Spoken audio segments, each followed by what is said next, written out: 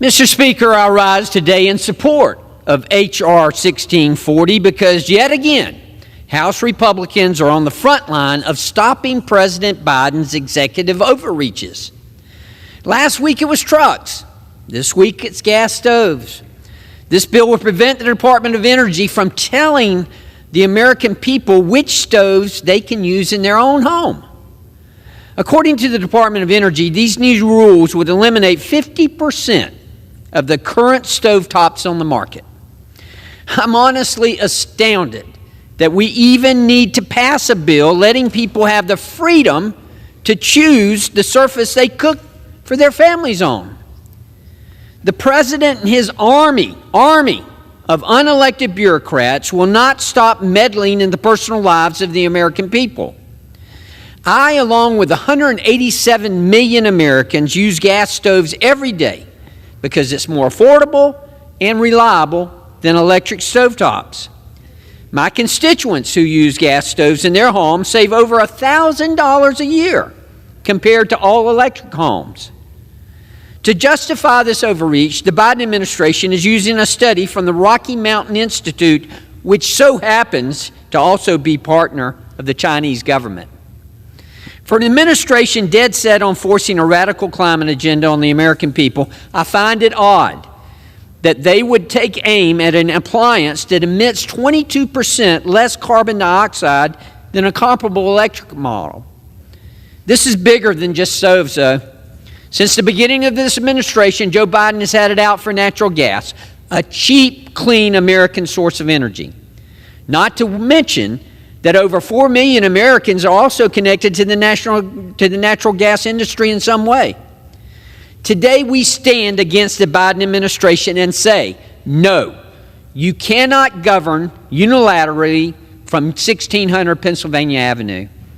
I look forward to voting yes on this bill, and I urge our friends in the Senate to take up its consideration. Thank you, Mr. Speaker, and I yield back. Gentlelady reserves. Gentleman is recognized. Mr. Chairman, I yield now 3 minutes to the gentlewoman.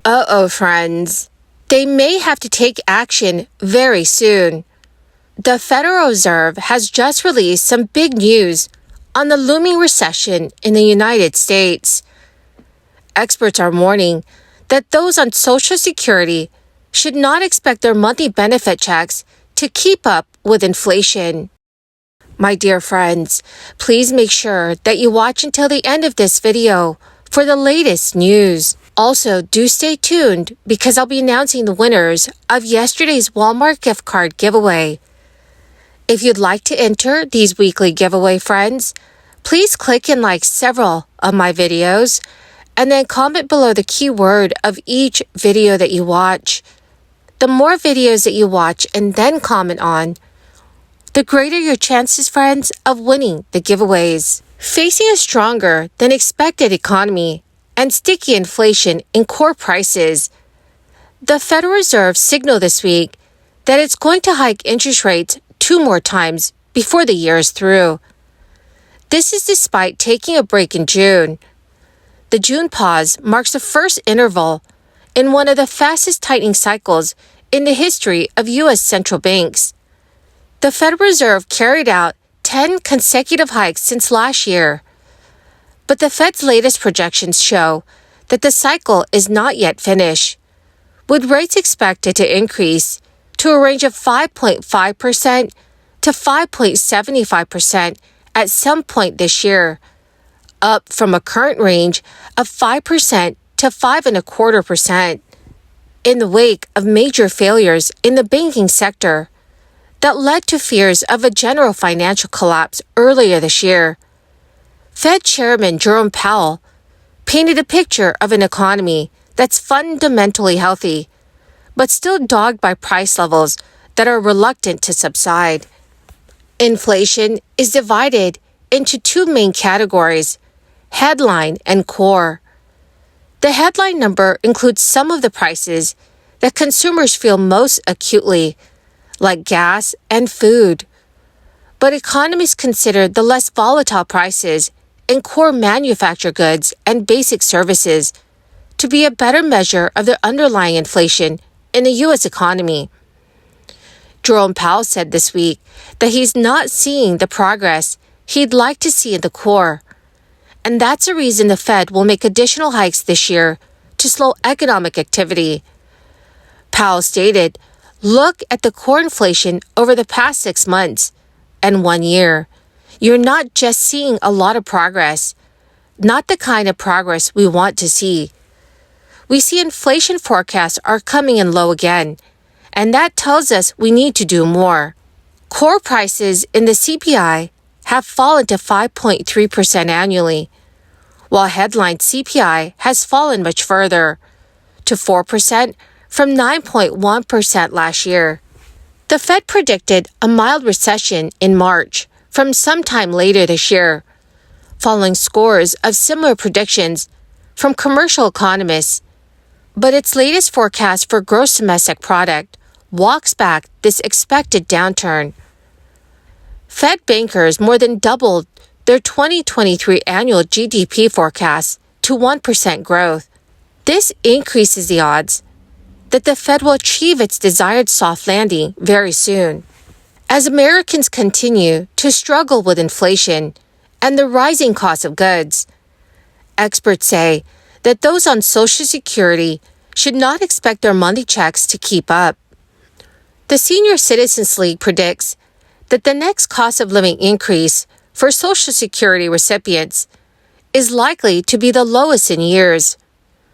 The Senior Citizens League says the latest data from the Bureau of Labor Statistics indicates that 2024's cost of living adjustment is likely to be somewhere around 2.7%.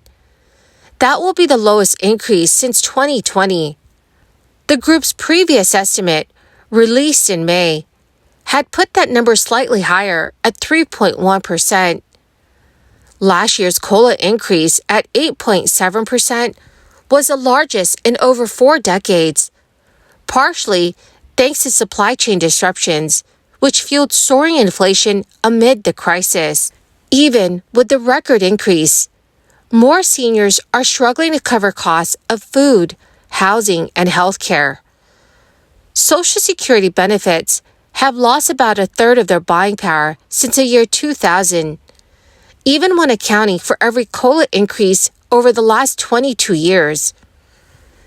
The big disconnect comes from the fact that the cost of living adjustment is based on what happened for just part of the year before, while people depending on Social Security benefits live with the reality of inflation that is happening to them each month. The Social Security benefit is adjusted in the third quarter of the year, well before officials will see the results for the last 3 months of the year. And on top of that, the adjustment is made based on different figures than the ones that the Labor Department uses in calculating the official inflation rate. As for how prices are hitting retirees, the Senior Citizens League reports that older consumers are reporting little improvement in their household spending so far this year. My dearest friends, please comment below how inflation has affected your lives. Well, my awesome and most amazing friends, that is the end of my daily stimulus update video for this morning. Thank you so much, friends, for being here every day and for being part of this community. So the 2 winners of yesterday's Walmart gift card giveaway of $75 is Ella Johnson and Mary Mariog. Congratulations, my dearest friends. To claim your gift cards, please check your notifications page and send me a message. Or you could message me on my Facebook page. Thank you, friends, and have a wonderful and very blessed Saturday.